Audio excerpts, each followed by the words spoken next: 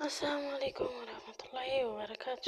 እንዲሁም ክርስቲያን ወገኖች ሰላም ብያለሁኝ። በያላችሁበት ሰላማችሁ ብዝት ይበልልኝ ውድ ሀገሬ ልጆች፣ እንዲሁም የቻናሌ ተከታታዮች ላይክ፣ ሼር እያደረጋችሁ አበረታቱኝ ማለት ነው። የምታበረታቱ ደግሞ ከልብ አመሰግናለሁኝ። ኑሩልኝ የኔ ውዶች። እንዲሁም ደግሞ ቤተሰብ ያልሆናችሁ ሰብስክራይብ በማድረግ የደወል ምልክቷን በመጫን ቤተሰብ እንሁን እላለሁኝ። እና ዛሬ ደግሞ በሌላ ቪዲዮ ብቅ ብያለሁ። ያው እንደተለመደው ላይክ፣ ሼር፣ ሰብስክራይብ አድርጉ ማለት ነው ውዶች። በሚስት ገንዘብ ላይ የባል ሀቅ በሚል ነው ዛሬ የመጣሁት ማለት ነው የኔ ውዶች። አንደኛ ሚስት ሀብትና ንብረት ካላት ለቤት ወጪ ማድረግ ግዴታ አለባት ወይ?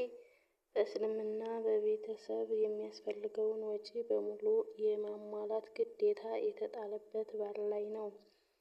የቤተሰብ ወጪ ሲባል ምግብ፣ መጠለያና ልብስ የመሳሰሉት ለራሱ ለሚስቱና ለልጆቹ የሚያስፈልጉ ነገሮችን በሙሉ ያካትታል።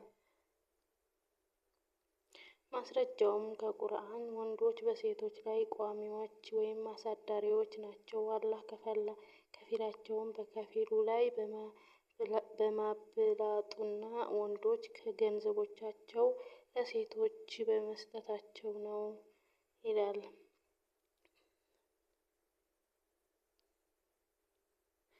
ለተወለደለት ለአባት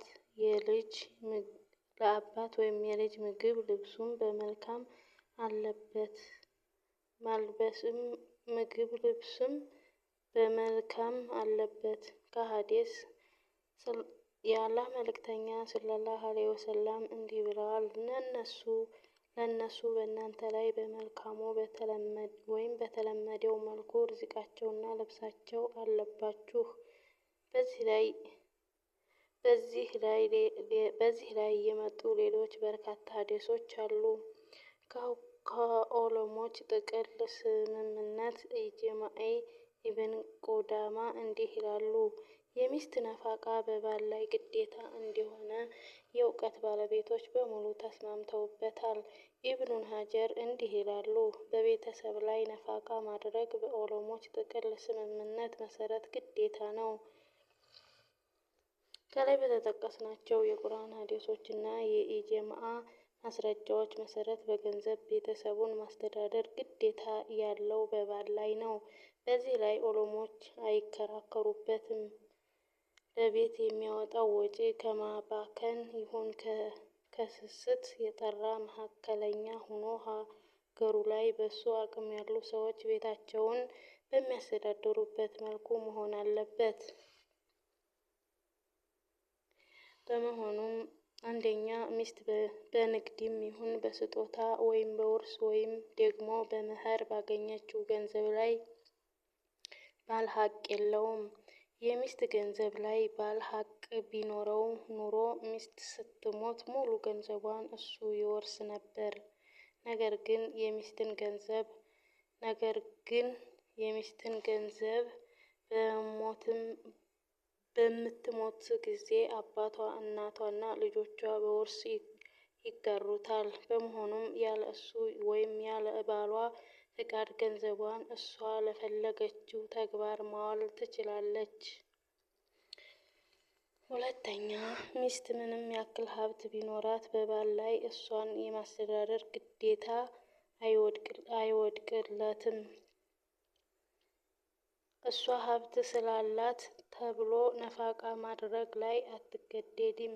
ሶስተኛ በራሷ ፍላጎት ግን ነፋቃ ካደረገች በሚበረታታ ተግባርን ሰርታለች፣ እንደ ሰደቃም ይቆጠርላታል። በሐዲስ እንደመጣው ራቅ ላለው ሰው ከምታደርገው ሰደቃ ይልቅ ለባሏ የምታደርገው ይበልጥላታል። አራተኛ ሚስት ከቤት ወጥታ ስራ እንድትሰራ ባል ማስገደድ አይችልም። እሷን ማስተዳደር ካቃተው ሚስት ምርጫ አላት፣ ፍች መጠየቅ ትችላለች።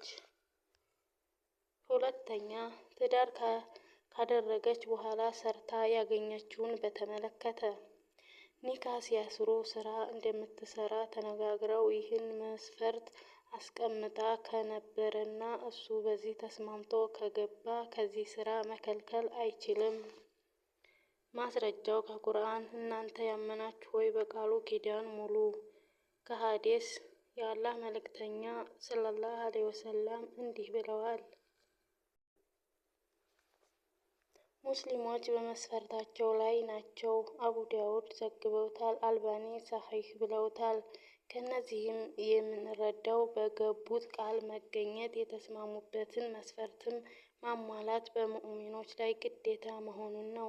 ስለዚህ የመጀመሪያ ኒካህ ሲያስሩ ስራ እሰራለሁ የሚል መስፈርትን አስቀምጣ በዛ ተስማምተው ከነበር መከልከል አይችልም።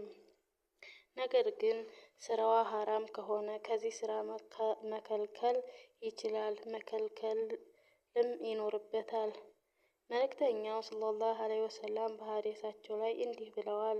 በአላህ ኪታብ ላይ የሌላ መስፈርትን ያስቀመጠ ሰው ለሱ የለውም።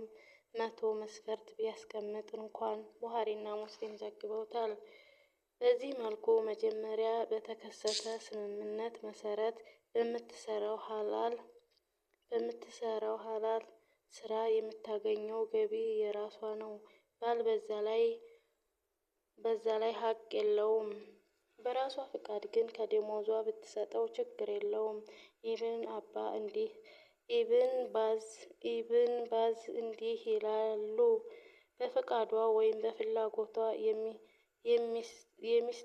የሚስትህን ደሞዝ ብትጠቀም ችግር የለውም።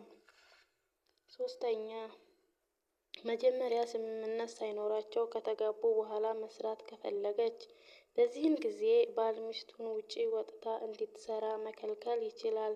ምክንያቱም መጀመሪያ ስምምነት የላቸውም። በምትወጣ ጊዜ ደግሞ ሀቁ ይጓደላልና። ቡሁቲ እንዲህ ይላል። ሴት ልጅ ኒካህ ካሰረች በኋላ ያለ ባሏ ፍቃድ ተቀጥራ መስራት አትችልም። የባሏን ሀቅ ስለምታስበልጥ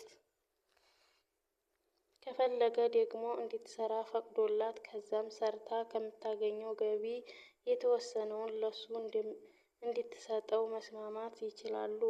ምክንያቱም ለስራ በምትወጣ ሰዓት የሱ ሀቅ የሆነውን የተወሰነ ሰዓት ታሳጣዋለችና ለዛ ማካካሻ ከምታገኘው ገቢ በስምምነት ለሱ ተቆራጭ ማድረግ ይችላሉ።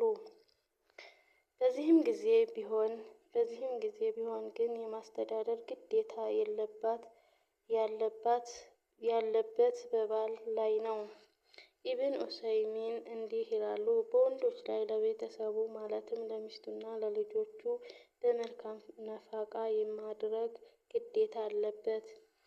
ሚስቱ ሀብታም ብትሆን እንኳን ባል ነፋቃ ማድረግ ግዴታ አለበት። ከዚህ